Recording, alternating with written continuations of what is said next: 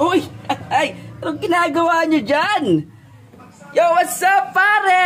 Ayun, papasok na naman tayo another day with me. Papasok na naman tayo na, shoutout to yung nanay ko. Kapakasipag niya, no? Nay, papasok na ako, bye-bye. So, ayun, papasok na tayo, samahan nyo ako. Again, daily routine tayo, guys. Diba? Siyempre, bago yan, magpapaalam muna tayo sa mga kasama natin dito sa bahay. Ma! Papasok na ako. Bye-bye. Meron, bye-bye. Ayun, no? So, last time, nagpa-comment down below tayo kung ano yung, kung saang lugar makakarating yung video natin. May nag-comment from our TikTok account, si Christopher Sumang. Pare, shoutout sa'yo. Nandiyan siya sa Thailand.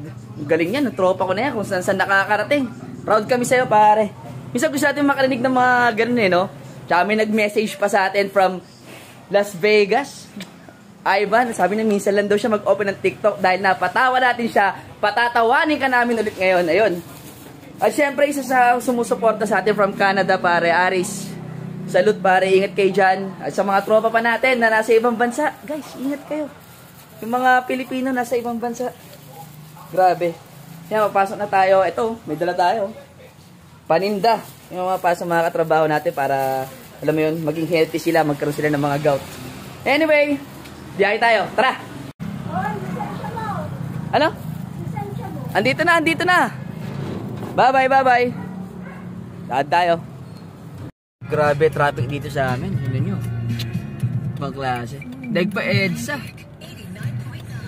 Ano guys, so, tignan nyo naman kung gaano ka-traffic yan. Diba? Kaya minsan maaga talaga ako umaalis dito sa amin eh. Yun, ho. Let's go.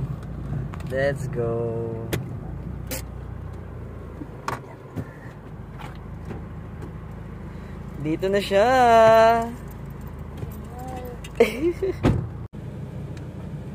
Mga pabida sa Jollibee umu-order. Ganun to ba, bida. Feeling main character, ganyan.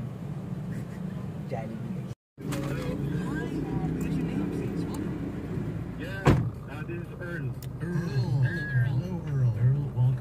Dito tayo. Biyahe tayo pa Eastwood. Let's go.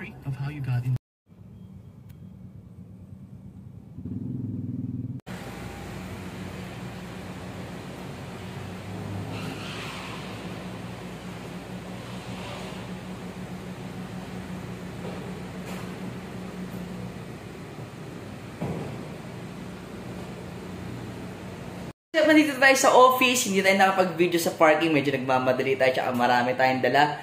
Again, salamat sa pagsama. Bounce!